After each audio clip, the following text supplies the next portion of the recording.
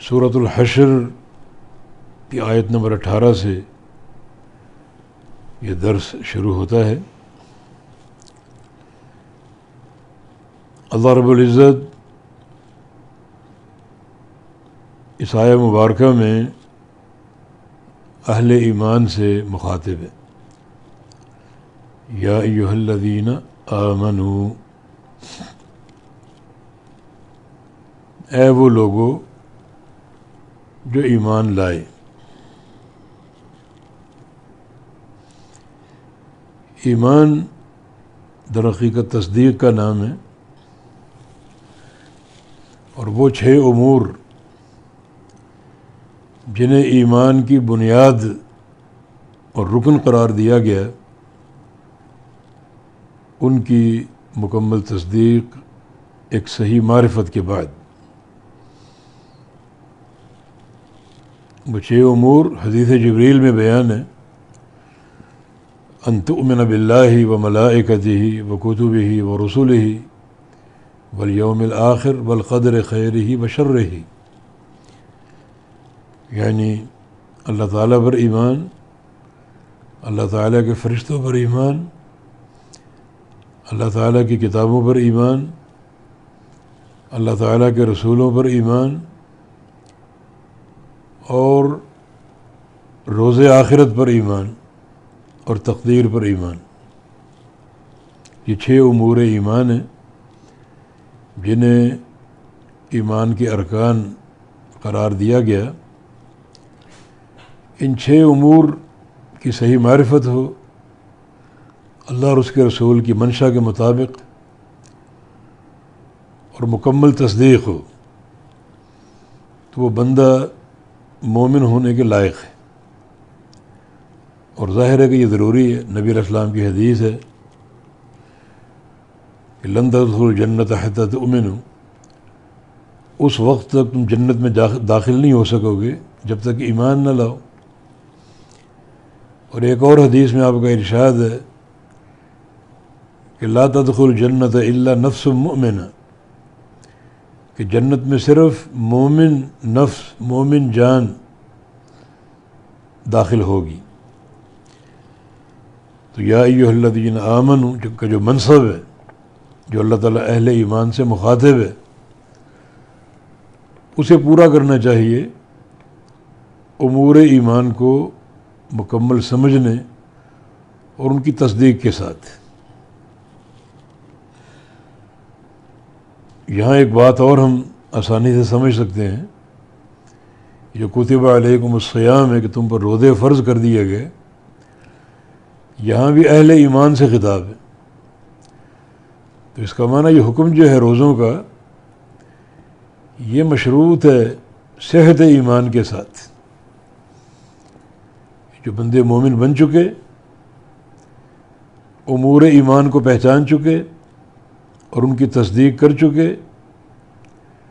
انہیں حکم دیا جا رہا ہے کتب علیکم الصیام کہ تم پر روزے فرض کیے گئے ہیں۔ تو مانا روزے کی قبولیت جو ہے وہ صحت ایمانی کے ساتھ مشروط ہے۔ تبھی نبی علیہ السلام کی ایک حدیث ہے، من صام رمضان ایمانا واحتسابا غفر له ما تقدم من ذنبہ، کہ جو بندہ رمضان کے روزے رکھے ایمان کے ساتھ اور احتساب کے ساتھ، ایمان پر قائم رہتے ہوئے اور احتساب پر قائم رہتے ہوئے۔ احتساب کا معنی اللہ تعالیٰ سے اجر لینے کے لیے، وہ روزہ اللہ کے لیے خالص ہو اور اللہ تعالیٰ سے اجر لینا مقصود ہو۔ تو پھر ضروری ہے کہ کتب علیکم الصیام، روزے سے قبل امور ایمان کی معرفت حاصل ہو اور ان کی مکمل تصدیق ہو۔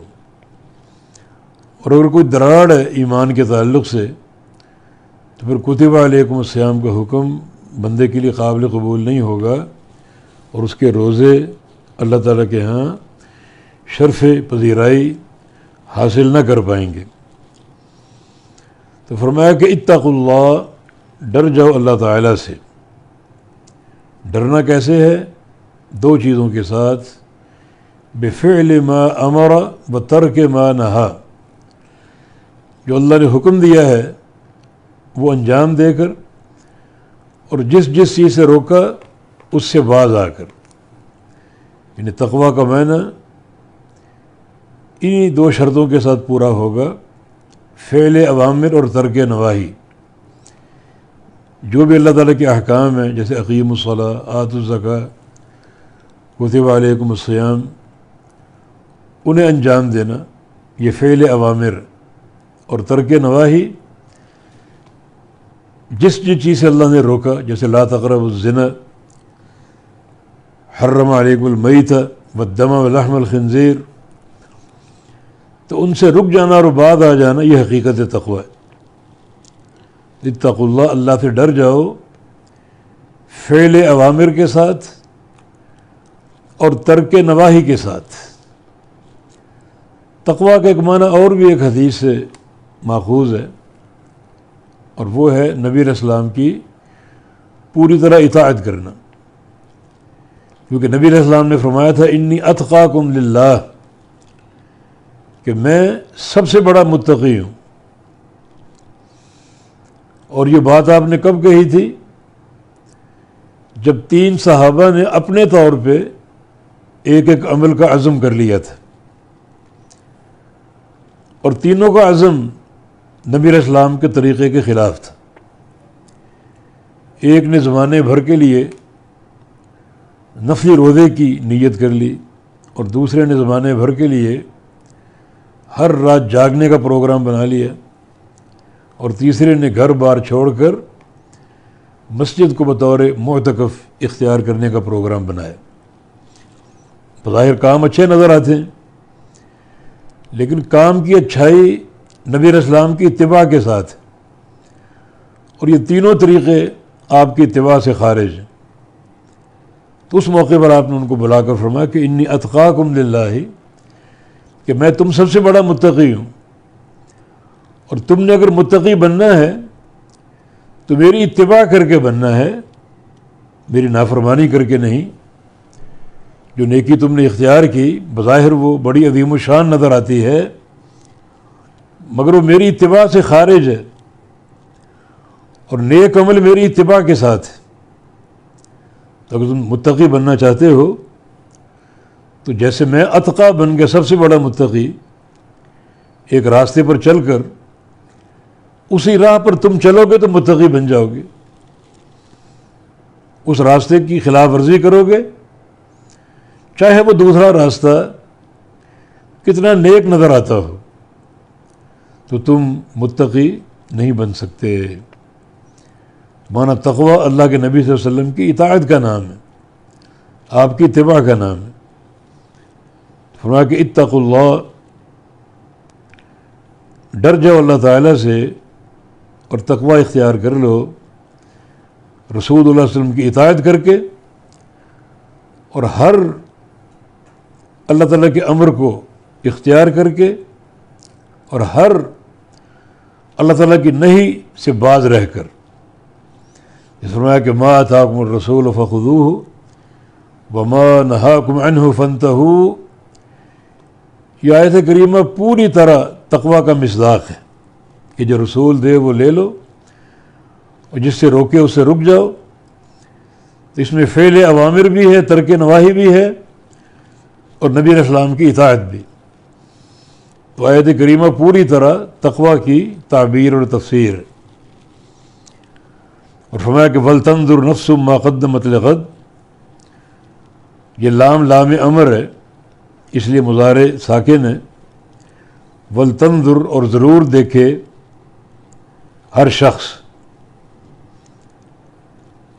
اور ضرور دیکھے ہر انسان، ہر نفس، ما قدمت لغد، اس نے کیا بھیجا، کیا بڑھایا، لغدن، کل کے لیے. کل سے مراد قیامت، یوم القیامہ. قیامت کے لیے تم نے کیا بھیجا، ہر شخص یہ دیکھے. دیکھنے کی 2 صورتیں ہیں کہ جو عمل تم نے کیا ہے وہ کل کے حساب کے لیے کافی ہے، تمہاری نجات کے لیے کافی ہے. اور دوسری بات یہ کہ جو عمل تم نے کیا ہے وہ قابل قبول ہے، کیونکہ عمل کا قابل قبول ہونا دو شرطوں کے ساتھ ہے. ایک، ہر عمل اخلاص پہ قائم ہو، ریاکاری سے دور، اور دوسرا ہر عمل نبی علیہ السلام کی سنت پر قائم ہو، بدعت سے دور ہو. تو دیکھو تمہارے عمل اللہ کی رضا کے لیے خالص ہیں، اور تمہارے عمل اللہ کے حبیب کی سنت کے مطابق ہیں، تاکہ عمل کل کام آ سکیں. تو وَلْتَنظُرْ نَفْسٌ مَا قَدَّمَتْ لِغَدٍ، اور ضرور دیکھے ہر شخص جو اس نے بھیجا آگے لغد، کل کے لیے. غدون کا معنی کل ہے، آنے والا کل. گزرے کل کو امس بولتے ہیں، اور آئندہ آنے والے کل کو غد بولتے ہیں. اور عربی زبان میں یعنی اہل عرب کا ایک طریقہ مروج یہ تھا کہ وہ ہر آنے والی مستقبل کی شے کو کل سے تعبیر کرتے تھے. ہر جو شے آئندہ آنے والی ہے کہ کل ایسا ہوگا، اور اس میں حکمت اس آنے والی وقت اور اس شے کو قریب کرنا مقصود ہے. اللہ تعالیٰ نے یہاں قیامت کا ذکر کیا اور قیامت کو کل کہا ہے. جیسے کل قریب ہے، یعنی کل کا معنی یہ کہ وہ دن آپ کے اور اس دن کے درمیان صرف ایک رات حائل ہے. رات گزرے گی تو کل آ جائے گا، اتنا قریب ہے یہ. تو اللہ نے قیامت کو غد یعنی کل کہا، یہ اشارہ دیا کہ قیامت قریب ہے، اس کے وقوع کو دور نہ سمجھو. جیسے کہ قرآن پاک میں وَمَا أَمْرُ السَّاعَةِ إِلَّا كَلَمْحِ الْبَصَرِ، کہ قیامت کا معاملہ اور اس کی آمد پلک جھپکنے کی طرح ہے. یعنی قیامت کا وقوع انتہائی قریب ہے، اور اس کے قریب ہونے کا ایک معنی اور ہے، اور وہ انسان کی موت. من مات فقط قامت قیامتہ، جو بندہ مر جاتا ہے اس کی قیامت قائم ہو جاتی ہے. تو موت پلک جھپکنے سے بھی قریب ہے، کہ بندہ بیٹھے بیٹھے موت کی وادی میں پہنچ سکتا ہے اور قبر میں وہ پہنچایا جا سکتا ہے. تو یہ کل کا معاملہ انتہائی قریب ہے، اس کو دور نہ سمجھو. انا انذرناکم عذابا قریبا، ہم تمہیں ڈراتے ہیں ایسے عذاب سے جو کہ بالکل قریب ہے. تو اس لحاظ سے یعنی قیامت کو غدن کہا، یعنی اس کی تعبیر کل سے کی ہے.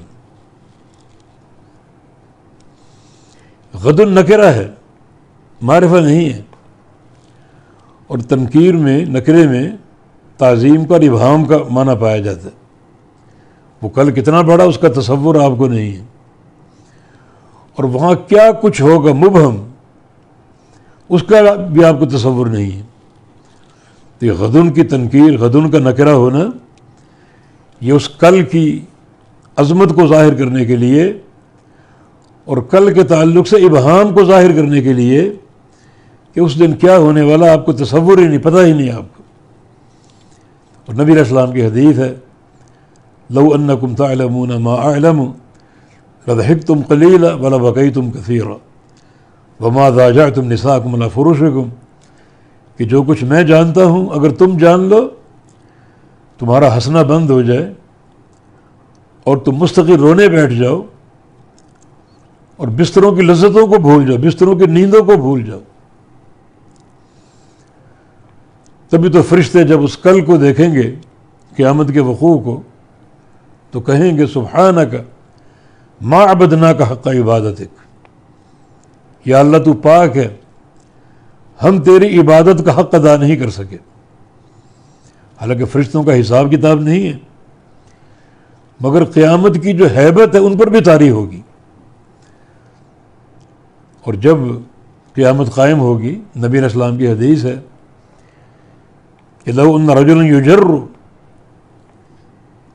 علی وجہہ من یوم ولد الی یوم یموت حرما فی مرضات اللہ لحقرہ یوم القیامہ. ایک شخص کو اگر پیدا ہوتے ہی چہرے کے بل گھسیٹا جائے اللہ کی راہ میں، اللہ کی رضا کے راستے میں، اور بڑھاپے کی موت تک گھسیٹا جائے، یعنی 100 سال تک گھسیٹا جائے، یہ سب اللہ کی راہ میں، اللہ کی رضا کے لیے.